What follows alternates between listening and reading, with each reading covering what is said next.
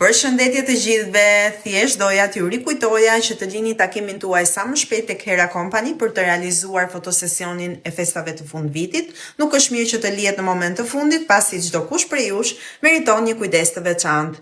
Rezervoni tani tek Hera Company. Ditën e sotme moderatorja jone e dashur ka bërë disa reklama të këndshme dhe të pranueshme ku përveç reklames që ajo bën përfitojnë dhe ndjekësat të cilët përfitojnë ulje si sugjerimi i Kiarës.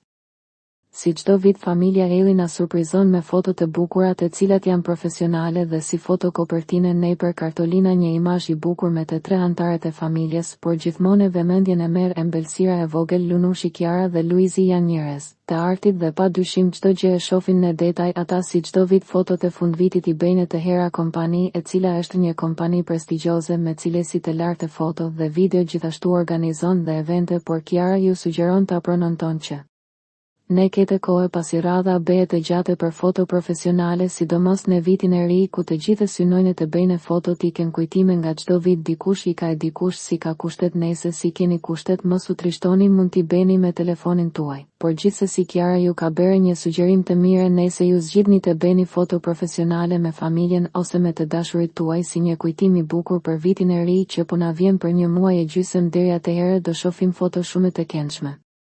Të ejllave.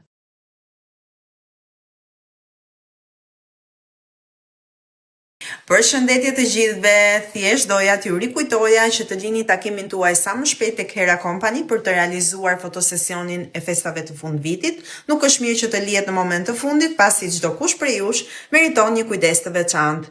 Rezervoni tani tek Hera Company.